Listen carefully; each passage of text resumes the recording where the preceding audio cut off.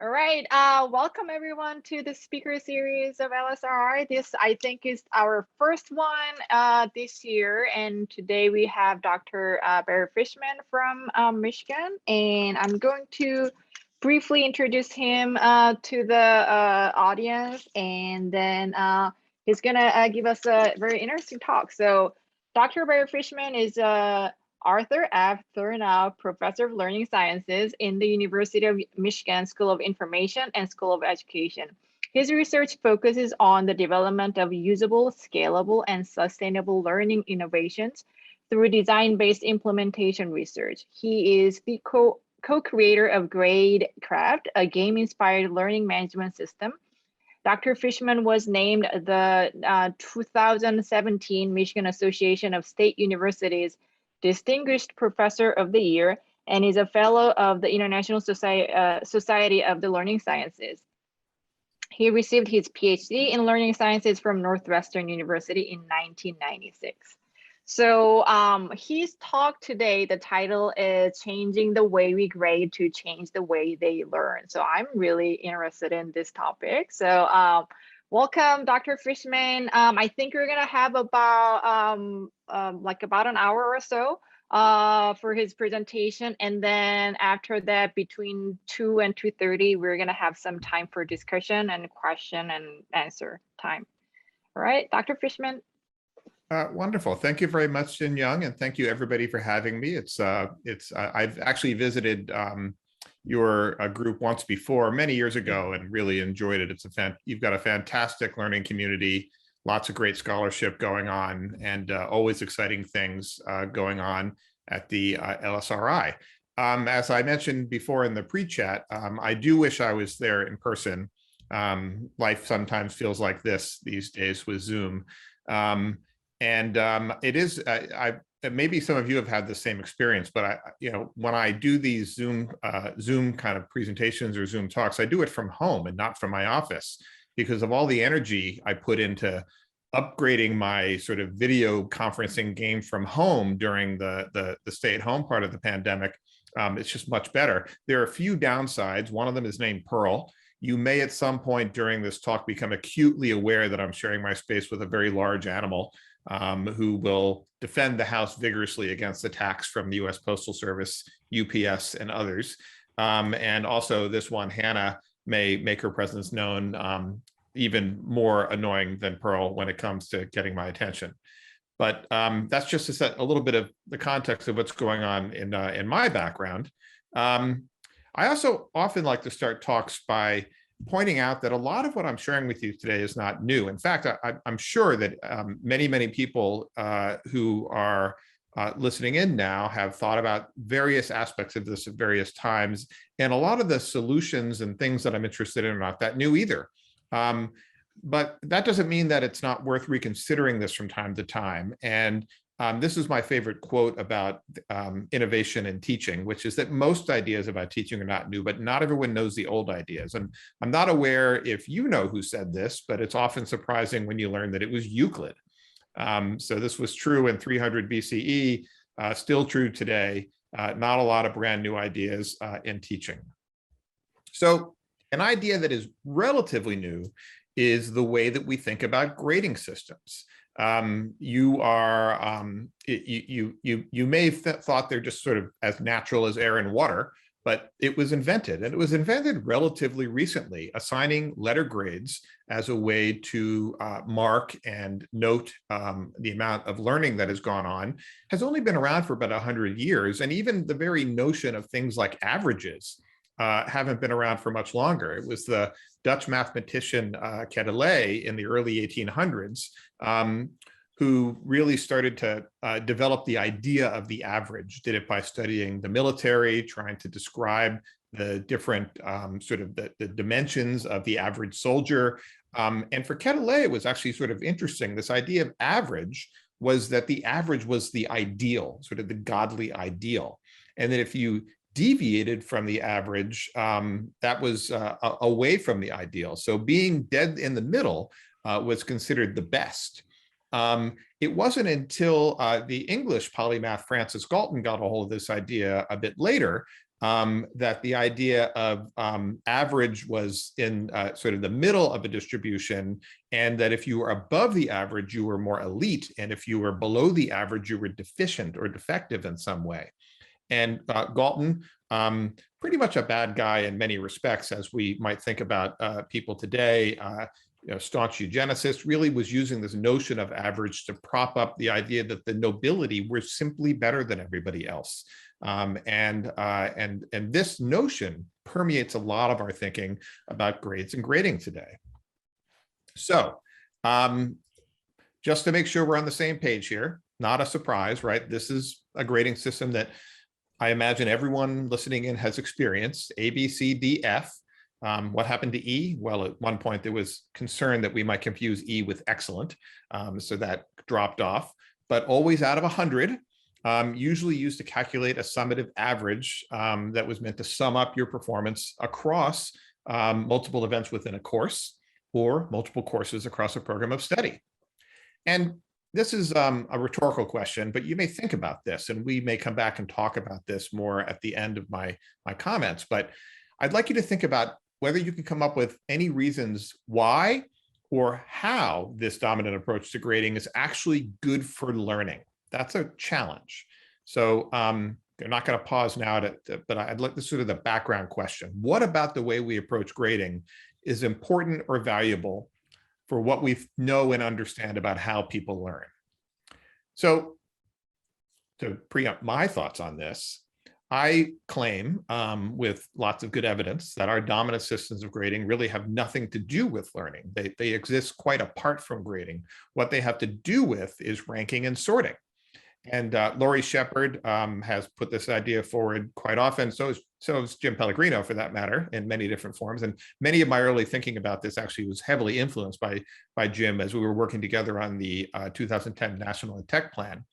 But the idea is that we have an assessment culture in American education, and one that has spread globally, really, to all systems of education that mimic the Western American style of education.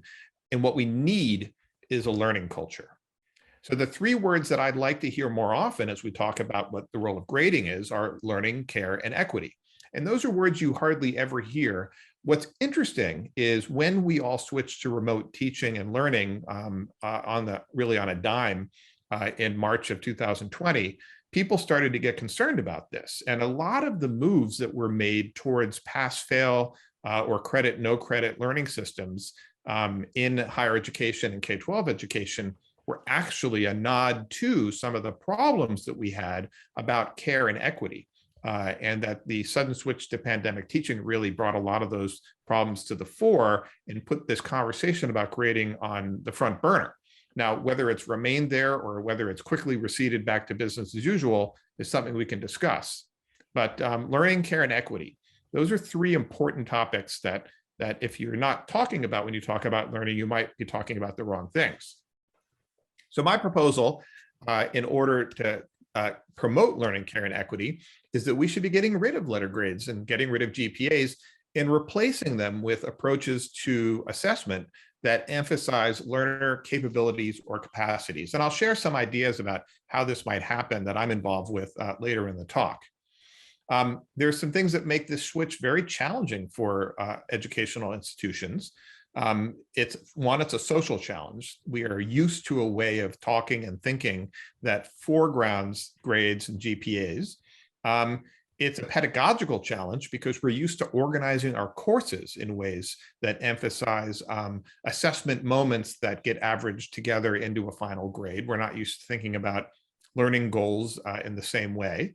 And it's a technological and infrastructural challenge because all of the systems and structures that we've built up, whether that's the grade book that is built into your learning management system or the way that your college admissions office helps to sort and make sense of who is qualified and should be considered further and maybe who is not yet qualified for higher education, is built up around our current system of grading.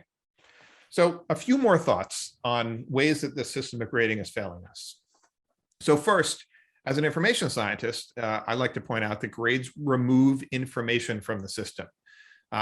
I do know maybe who performed better according to the professor's notion of performance than somebody else. That's the ranking feature, but I don't actually know what you know.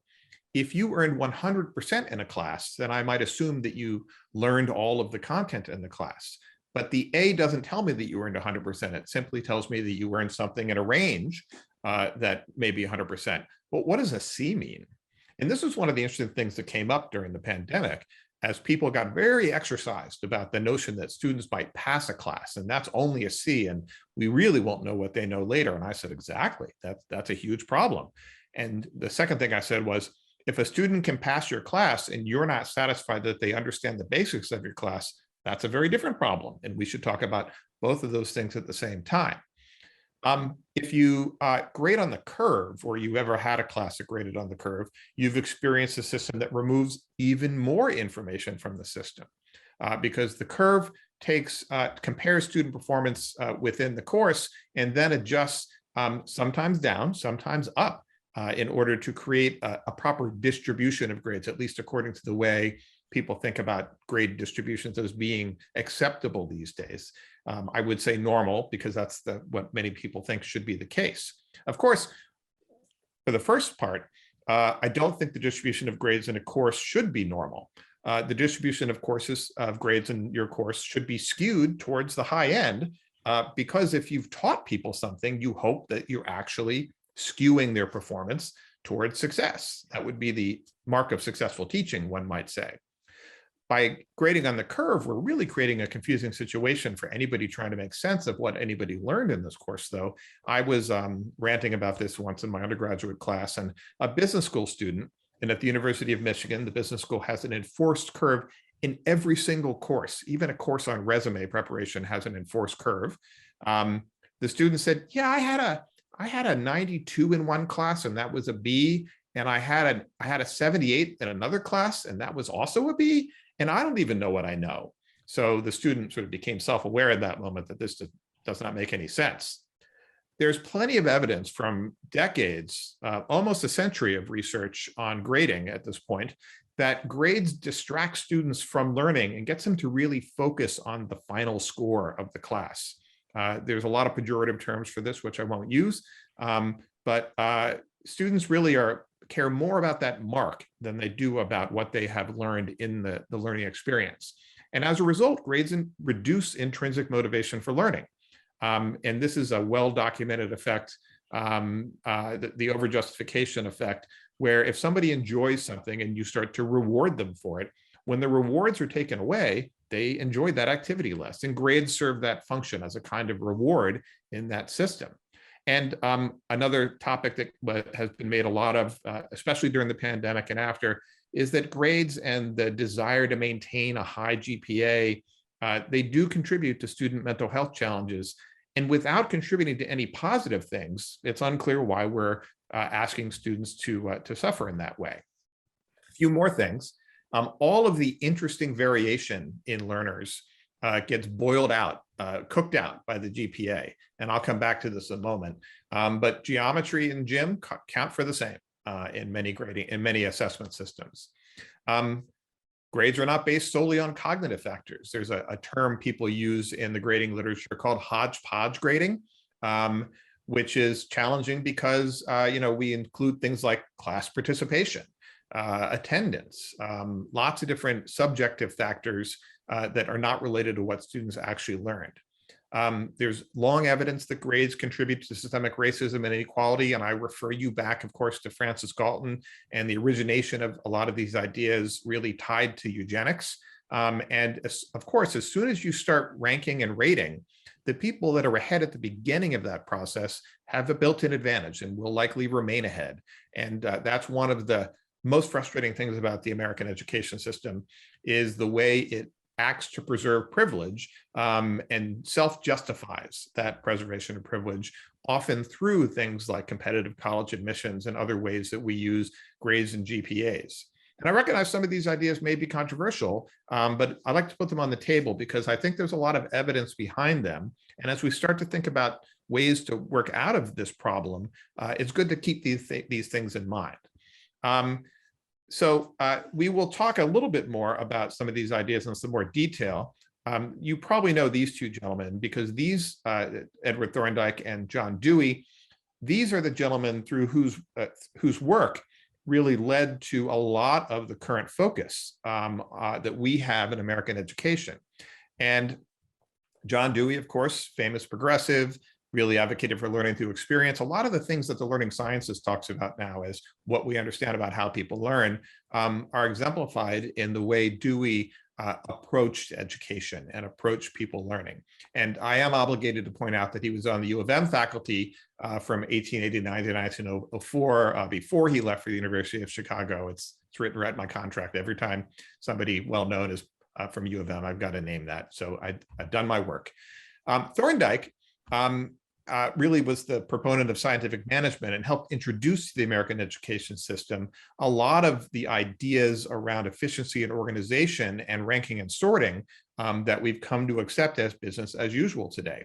And some actual quotes, this is one of them, this idea that quality is more important than equality. That's an actual quote from Thorndike, kind of giving away the game right there. And this general belief that if you were talented at one thing, you were probably also talented at everything, and vice versa. And of course, not shocking, proponent of eugenics. So according to Ellen Loggeman, historian of education, former dean of the Harvard Grad School of Education, you could sum up US educational history in 4 words: Thorndike won and Dewey lost. Now, Thorndike was a huge proponent of a culture of average. And at this point, I would ask you to think about how you feel about averages and whether you, in fact, are an averagarian. Now, that's a word that I pick up from Todd Rose. So this book came out in 2016. At the time, Todd Rose was the director of the Mind, Brain, and Education program at the Harvard Graduate School of Education. He's since left Harvard and he's pursuing independent work as an independent scholar. But I found this book utterly transformative in the way I thought about averages. And if you haven't read it, I strongly commend it to you. I think you would find it quite interesting.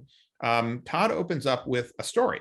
He opens up with a story of the search for the average pilot. And this search was brought on by the US Air Force in the period after World War II, when we were introducing faster and more powerful jet-powered aircraft. And the problem that the US Air Force was having was that as the planes became more powerful and a little harder to control, the number of crashes went up. So the Air Force set out to try to resolve this dilemma by doing a thing that was very much like what Keteley had done with the Army. I can't remember if he was measuring the Dutch Army or a different army, but trying to measure all of the airmen, all men at the time, and come up with a set of average dimensions, and then build cockpits and aircraft to fit the average pilot, with the idea that if the cockpit fit the pilot better, and what better way to do that than find the average, then you would undoubtedly reduce the number of crashes. They did this, and the number of crashes went up. People were confounded. But it turns out that the number of pilots that actually fit all those average dimensions was something like 2%.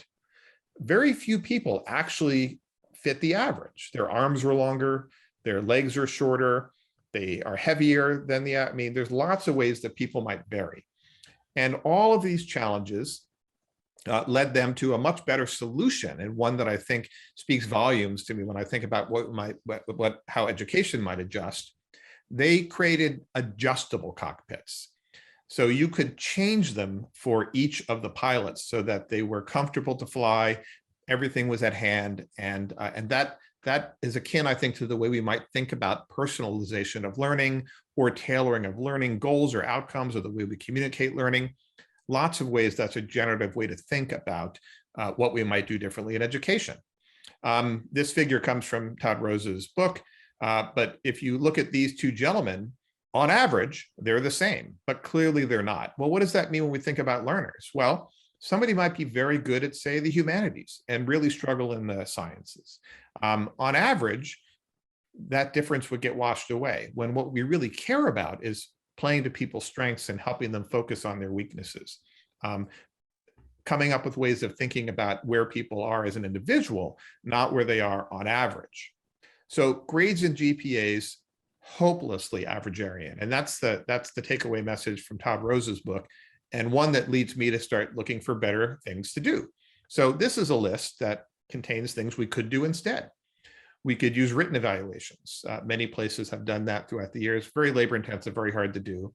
Self-evaluations, where you ask the students to assess their own progress. It's got its ups and downs. You could, this one puzzles me. You could give grades, but not tell them to students. You'd be surprised at the number of places that actually do this. You could ask for a grade. It's recorded somewhere, but it's not publicly reported. You could use contract grading. I've encountered a lot of my colleagues using contract grading in the past couple of years, especially during the past year. Blanket grading, everyone's going to get the same grade. Pass, fail, credit, no credit, or mastery grading. Now, I'm going to refer you back to the idea I opened with about Euclid, that there are no new ideas in teaching. This list, actually, I took it directly from a book that was published in 1971 called What'd You Get? Now, What'd You Get was written by three professors, two professors and one doctoral student at Temple University, as a reflection on the struggles they were feeling around grading. And I'm going to drop into the chat here a URL, because you can go get What'd You Get for free if you're interested in reading more. And the reason for that is that I like this book so much that I reached out to the authors. I never write fan mail, really. This is like a really unusual move for me. But I wrote to them and was kind of pleasantly surprised to learn that they were all still around, emeritus at this point, but quite, active in their own ways. And they wrote back and said, wow, we're so excited to hear that you like our book. We've actually been talking about trying to get the energy up to reissue it in some form. Would you write a new introduction for it? And I said, absolutely. And I helped them republish it. And as part of that process, we were able to make it available online for free. So you can download a PDF or an ebook version of this. You can also purchase it if you still like hard copy books. But I commend it to you, because what's so surprising about this book is that something written in 1971 feels current. Now, there are things about it that are clearly not current, like the way they talk about gender and race, for instance. Just kind of throwaway things in the language of the book that we would find a little surprising these days. Other things are sadly not surprising at all. But the focus of the debate that a fictional high school engages in, and the way that they introduce the arguments, sounds exactly like the kind of debates I have with my colleagues here today. For that reason, I found it so interesting and really a classic in the field. And it includes a literature review of 50 years of literature on grading before this was published. And now that we're at the 50th anniversary, I try to bring it slightly up to date, but put it more in the sort of reframing it around some of the challenges that we're facing today. So What'd You Get? Strong recommendation for folks to go check out. So I mentioned earlier that I think the real challenge here is one of infrastructuring, which it's a funny way to use that term.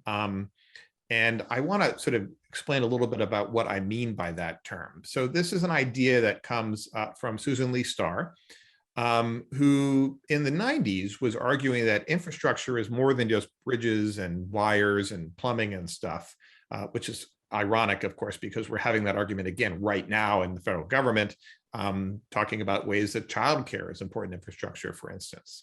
But what Susan Lee Starr was getting at was the idea that infrastructure are those parts of our society that are embedded, they're transparent, they're part of what you learn by being a part of a community, so very consistent with community of practice and social learning theories. They're linked to the conventions of practice, they shape the conventions of practice, and they get built into standards. So things like the way we conceive of grading represents a kind of infrastructure, where at a certain point, it just starts to feel so natural and normal because it's what we've all experienced that we cease questioning it. So things like the GPA, transcripts, standardized tests, ranking systems, admissions, job search databases, all of these things reinforce, they reify what is considered normative about grading. And that makes it a challenge to change what we do, because objections that people raise are always, well, won't this make it harder for me to get into grad school if I don't have a GPA? Or how will I be competitive? Or how will I know I'm better than that person? All questions of varying worth, but things that are interesting for us to consider. Because in order for us to change how we, and by we, I mean both we as teachers, we as learners, and we as the systems that we inhabit, to change the way we conceptualize grading, we need new infrastructure that supports new practices. We need both things at the same time. And that's a very hard hill to climb. So I want to give two examples. The first is about mastery learning, which is my favorite of the solutions that are proposed in What You Get. And by the way, there's no spoilers here. I'm not telling you how the book ends. They consider a lot of solutions in What You Get.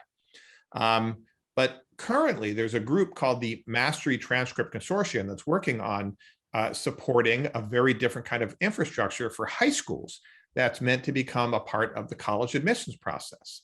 So first, why mastery? How did this group end up on this? In full disclosure, I'm on the advisory board of the Mastery Transcript Consortium. I joined the advisory board, an unpaid position, because I respect so deeply the work that this group is doing and the way they're going about doing it, and they're having success. So why did they do this? Well, mastery is focused on learning, not on ranking. It's about setting out what you have as goals for learners in your class, and then not comparing one learner against each other on some arbitrary measure, but saying for each learner, what did they accomplish? Importantly, it's not time-based. If there's a huge bugaboo in our current education system, I would say it's our time. It's that we base far too many things on time. How good is your knowledge of the subject matter on an arbitrary day in the middle of the semester in 90 minutes during the exam, which is very different than asking sort of how your understanding is developing. So by freeing us from time, we actually free a lot up in learning possibilities, because now we can allow learners to take different pathways to the same outcomes, which can enhance equity. We can be more rigorous, not less rigorous, because we can set very challenging learning goals in our class as goals and recognize that not everybody's going to reach them, but everybody's going to get someplace. And for the students who move faster, they'll get further. For the students that need more time, hopefully they'll learn better the basics of what we're teaching, and then we'll continue on. We're very clear about communicating what students know and can do. We reintroduce information back into the system. And it's extremely flexible in when we face unforeseen circumstances. So that gets back to what I was talking about earlier about my desire to emphasize care in these processes. Now, what's hard about mastery is that it requires a whole new infrastructure to support. We need a new transcript, new ways of representing learning in progress that make those standards clear, make pathways clear. And that's why I point to the mastery transcript as an example, and I put the URL in there. I'll drop it in the chat too, in case people want to go check out the link. They have a lot of great examples of schools that are doing this work. And last year, in an expanded pilot, they actually had several hundred students from a number of different high schools across the country successfully admitted to hundreds of colleges across the country, including the University of Michigan. Now, I don't know if that student matriculated here, or the students. I actually don't know who applied and what became of them. But I know that there were successful applications to my university, which is a highly selective university as a result of the mastery transcript process. The consortium has several hundred schools in it, a mixture of independent schools and public schools. They actually began with mostly independent schools. And I will note that pedagogical and infrastructural innovation tends to happen at places with a lot of privilege. Because when you start from privilege, you can vary from what is considered normal and people will tolerate you. But very quickly, they expanded to include a number of public school systems and places that would in no way be considered privileged. And their goal is to make this tool and set of resources available for everybody to use in a very affordable way, and to have done the hard work of getting college admissions folks used to looking at learners this way. So without going into too much detail, what each school does is define for themselves what their mastery learning opportunities are. What are their mastery learning credits, they call them. And then the transcript, rather than be a list of course titles and grades, which, as we've talked about, have very little meaning. Mail's here. What the course does is, or what the school does is mark which mastery credits students have been earning, And the students can create a portfolio that's linked to those credits. So this is, you may say, but that's not new, that's just portfolios. As I mentioned, nothing is new, very little new under the sun. But in this case, the portfolio is linked to evidence that is warranted by the institution, which is a real improvement in the way portfolios have worked in the past, which I've always viewed as really interesting creative self-expression. Now it's warranted. And it creates a situation where within the school, you can understand how this student fits into the context of what the school was providing as learning opportunities. So that's my sort of brief introduction to Mastery Transcript. And again, I encourage you to go check out their website to see more about what they're doing. A second example is a practice that I call gameful learning. This is out of my own work that is supported by an infrastructure that we call Gradecraft. So first, what is gameful learning? Well, it's a variant of mastery-based learning, which is why I like to start by talking about mastery-based learning. And it's inspired by the recognition that well-designed games get you deeply engaged in a pursuit. They get you to work hard toward a particular goal. They encourage risk-taking and exploration. People that play well-designed games recognize that they're going to lose much more than they win. In fact, losing is almost a prerequisite in order to eventually be able to master the challenges the game promotes. But the game is designed in a way that doesn't punish you. In fact, there's a favorite example that no longer works on my phone because it's not being updated. But it was a game in which you had to jump from one tower to another, and you got to practice the jump as much as you wanted. But if you missed, your character fell to the ground, the game locked up. The only way to keep playing it was to delete it from your phone and re-download it from the App Store. It was called One Life. It's kind of more of an art project than a game. But that's a bad game. If you think about the way school is designed, it has some of those bad properties too, right? You mess up one exam, do poorly on your SATs, all kinds of things that have deep consequences for your ability to keep making progress that exist in a very time-limited sort of one-shot or limited shots feature. So when you design a game to encourage people to take risks, you also promote resilience, right? You teach them that losing is an important part of the process, or that struggle is an important part of the process. Or in education, we often talk about productive failure. So this is the opposite of how school is designed. So it's important, I think, to share a definition of games here, because I'm not talking about like casual games like Bejeweled. This is a very particular kind of game, but I often like to lean on Katie Salen and Eric Zimmerman. Now, Katie is a colleague. Many of you know Katie Salen for her work with connected learning. She's now at UC Irvine. She's really a renowned game designer. That's her background. I don't think she would have ever described herself as an academic prior to being at Irvine.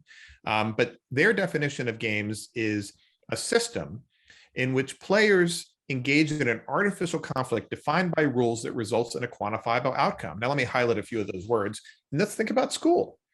So is school a system? No real debate there. The players in school are the teachers and the students.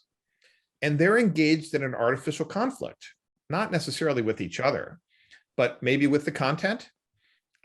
We agree that school is not the real world. School is something that it's a context we've made up in which we can practice things in a safe space because it's not the real world. Are there rules in school? You betcha. Tons of rules in school. We got rules everywhere in school, more than in most other contexts. And is there a quantifiable outcome? Well, there we are. We're back to talking about grades. This is a good definition of games and a fine definition of schools. And in fact, I think a decent definition of a lot of different contexts that we engage with in life. So school is a game, but it's a terrible game. And for me, this work in gameful learning is an effort to improve the game of school, which is different than the way some of our colleagues approach this. So you may be familiar with the work of people like Jim G, or there's the Kurt and Constance, used to be at Wisconsin, now have moved to Irvine. Those are lots of people working on games in school. So this design games for learning. I'm being even more expansive. I'm talking about this view learning as a game itself, a very serious game, and try to design it so that it leverages what we understand as really good design features about games. So again, not talking about playing games to learn, talking about improving the game of learning. And I'm not, by the way, talking about gamification. So gamification is another very common term that we hear these days. It often comes up in the business literature, but also in education and lots of other settings. It's about taking the surface features of games and applying them in order to motivate people. But what these mechanisms do is they really don't change the fundamental relationship between how you engage with the experience. So frequent flyer miles are like a classic example of this. It's still flying on the airlines. Maybe you sit in a slightly nicer seat, but nothing about the underlying mechanism changed. It's just you suddenly have a bizarre feeling that United is the best airline. And let me tell you, it's not. So this is an example of a gamification that I love, right? If we make the calculator look like a video game controller, people will like it more. Nope, we're on to you. In the video games world, people often call this chocolate broccoli. Coating broccoli and chocolate does not really improve your quality of your experience with either component of this equation. You've heard probably terms like spinach sundae also. This is all talking about gamification approaches as opposed to really addressing in a fundamental way what the relationship is between the teaching and learning experiences. So some of the attributes of good games are, first, they've got clear goals. You kind of know what you're getting into when you start playing them. Now, the goals may change in the middle. You may be surprised to learn that there's something deeper going on here. But you never begin the game confused about why you're playing the game. And school is full of counterexamples where we're doing something because it's on the test, or we're doing it because the teacher says it'll be useful later, but that's hardly ever a satisfying explanation for why we're doing this thing right now. A really well-designed game lets you take multiple routes. Again, think about mastery-based learning and how what matters is how you get there in the end. And by providing various pathways for people to get to the goal, we enable them to pursue their interests in different ways. So multiple routes and having the agency to choose those routes, I think, is really important. We encourage exploration. And if you've ever watched a really intent gamer approach a challenging game, when they get to the end of a level, what they often do is not simply move on to the next level, having beaten the previous level, but they often will go back to the beginning of the level and start to poke around and try to see if there's anything they missed here, because they understand that the game designers often design the games such that the challenges are progressive. And you may be able to uncover some design ideas or secrets that will benefit you later if you spend some time with them now. Well, isn't that how we want students to approach learning in school? Don't we want them to understand not the answers, but the systems that underlie the answers? I've heard a few mathematicians say that if you solve a problem and move on, you haven't really understood the problem. The goal is to ask yourself, how many different ways could we solve this problem? What are other solutions that are valid for this problem? And the same is true across all disciplines. And what we're really trying to encourage here is deep thinking about the systems that make up the environments. Affinity groups are a key part of games. So we want students, and you might think of this as kind of an analog to communities of practice, but we want students to realize that they're entering into a social use of these ideas, and that what's important is how the ideas get talked about and applied, not just that we're able to respond to a test question about that. A really well-designed game mixes up intrinsic and extrinsic motivation. I encounter a lot of people who I think are mistakenly operating under the idea that all extrinsic motivation is bad and all intrinsic motivation is good. And really what you need is a mix of the two. And in school situations, I would say it's pretty hard to get away from all extrinsic motivation of any kind, because learners have such complicated webs of reasons why they're in school. And it's, as we mentioned before, an artificial context. So some kind of external motivation to get you rolling sometimes is needed. But we hope that as the system goes on, it's designed in a way that deepens either your kind of good, your positive extrinsic connection to it, or leads to true intrinsic motivation. And finally, as I was talking about before, that freedom to take risks, that a failure is seen as a learning opportunity and not as the end of the game. That's a really important concept, and one that our current educational systems just fail to support in every way you can imagine. Now, there's one other set of ideas that I always bring in here, which is Ryan and DC's self-determination theory, because to me, a lot of ways, and I'm very fortunate to work at a university with a rich history of research and scholarship around motivation. So folks like Jackie Eccles and Paul Pentrich, goal theory, expectancy value theory, all very important descriptive theories of learners, trying to explain the way learners attach to learning activities and what motivates them to persist and complete those activities. Self-determination theory is not one of the popular theories on my campus. It's not what the scholars here have studied, but when I started to deepen my understanding of it, I was really impressed with it, not as a theory for describing learners, but as a theory for describing the design of learning environments.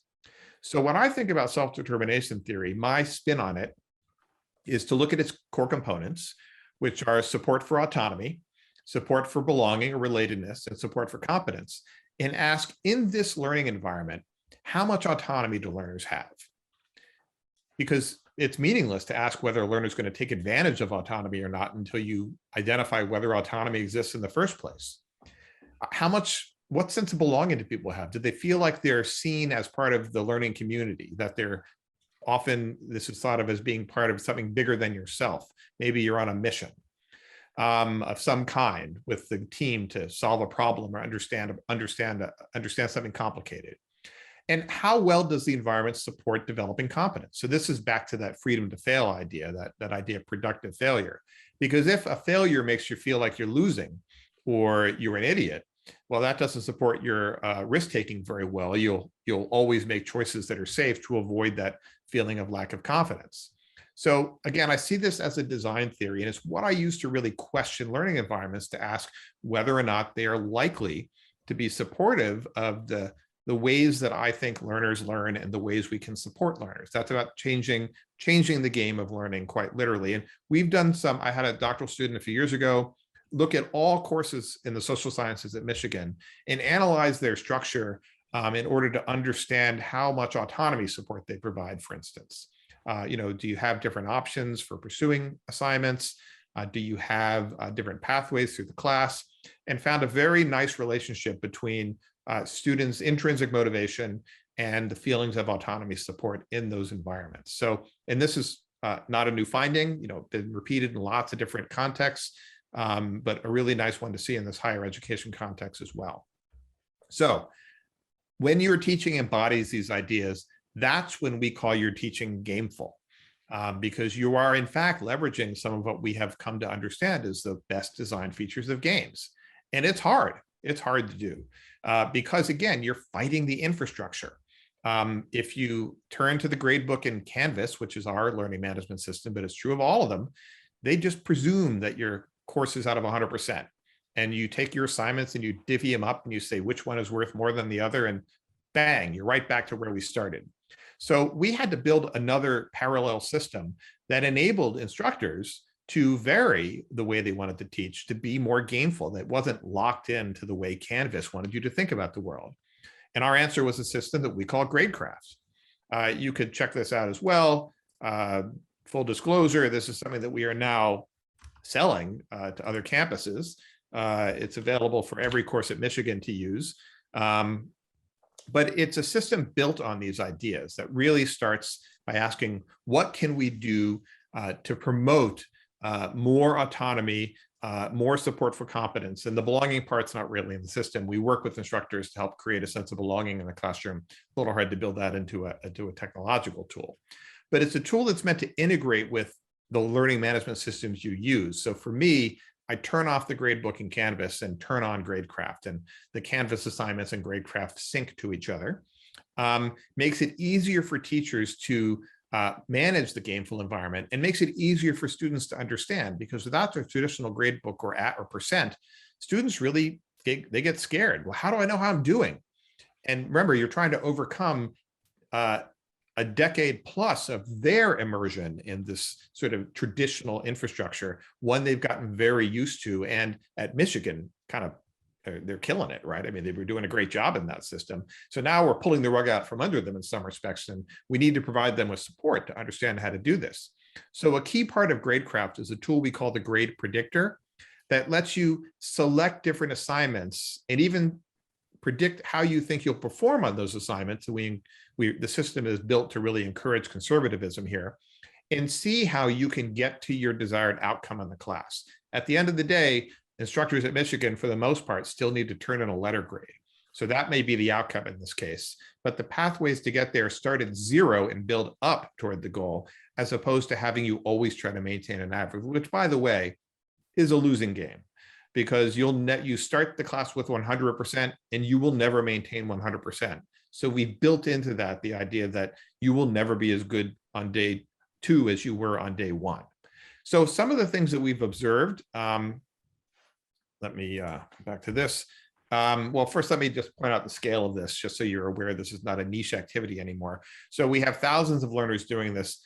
Last year at Michigan, this is a cumulative number, 43,000 students had used Gradecraft at the end of last year. We have 359 licensed users in different places, representing more than 600 different courses across 130 plus academic institutions. And this is what I find the most interesting number. Within the University of Michigan, 47 different academic programs have courses that are using Gameful Learning and Gradecraft. Let me first say, as someone who's been engaged in the design of technologies and the study of technologies my entire life, well, my entire adult life, nobody was more surprised than me to see a thing I built out of research actually being used. So a very pleasant surprise.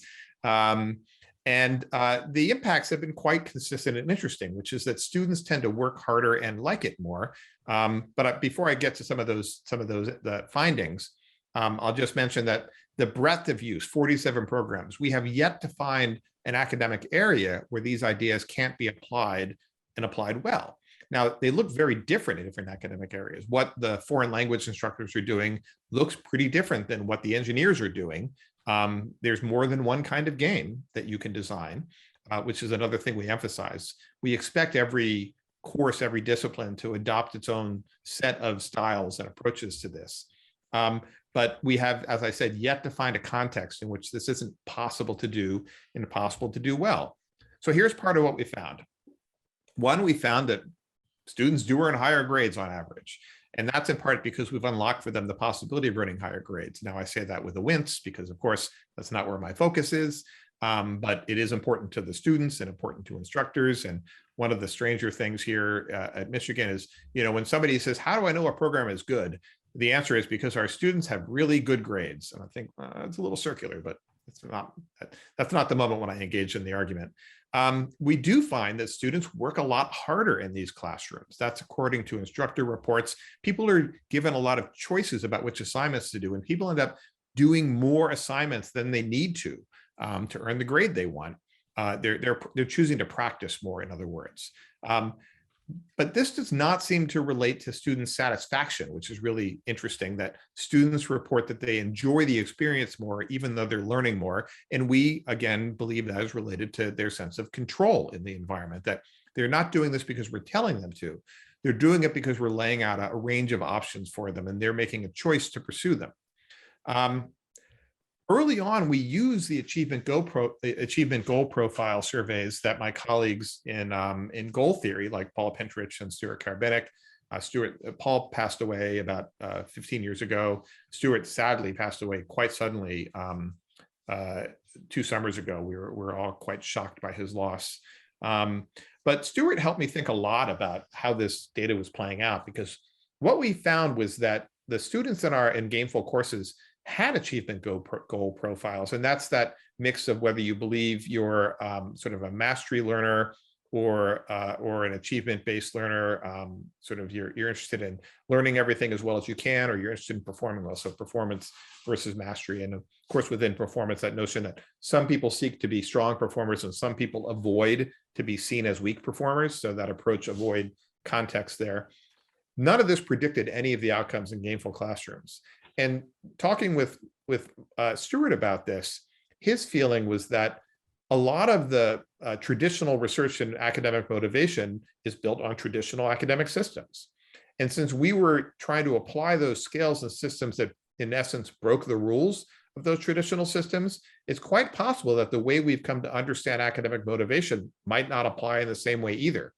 which I find a kind of fascinating possibility and something really good to think about as we push our research in on learning and accomplishment. It kind of reminds me in an analogous way to that argument about didactic versus open-ended instruction, when many of the measures of learning are the things that we taught in the didactic mode, and then we compare the open-ended learners, and there are other challenges in that work too. We may come back to think about that together, but it's sort of, let's pick the right measures for the things that we care about is the key takeaway there. Great instructors are extremely satisfied in this approach. We've had very, very few instructors, like fewer than I can count on one hand, say after a year of gameful learning, I'm not going to do that again. I didn't like that. Many people struggle in the first year, and their struggle is indicative of trying something new and quite different that sort of violates all of the things they've gotten used to. But they see enough promise in the way the students respond to it to want to keep going. And in fact, we did some independent analyses of student course evaluations, picking courses that had been taught by the same instructor, both in a non-gameful and in a gameful way over many years, and learning that there was in fact an improvement in student assessment of instructors in those courses. And there are lots of reasons that might be, but again, it's encouraging because often when you try something new, your evaluation scores might go down because people are sort of a little harsh on the fact that they don't understand what's going on here, and it seems like you're varying from the norm, and that was not our experience at all.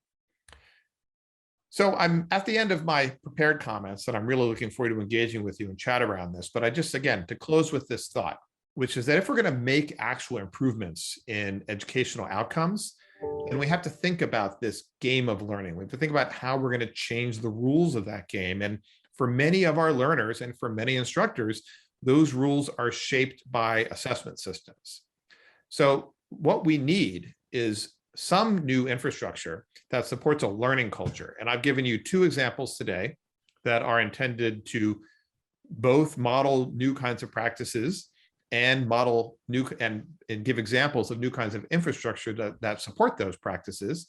And hopefully you can bring to your own work many, many more examples, because there's not just one thing that we're going to be replacing the current grading system with, but I hope a multitude of different approaches that reflect the context in which we are learning and teaching together. So thank you very much. And let's discuss. I will remove the spotlight so we can all be on the screen at once if we wish. And I very much appreciate your attention.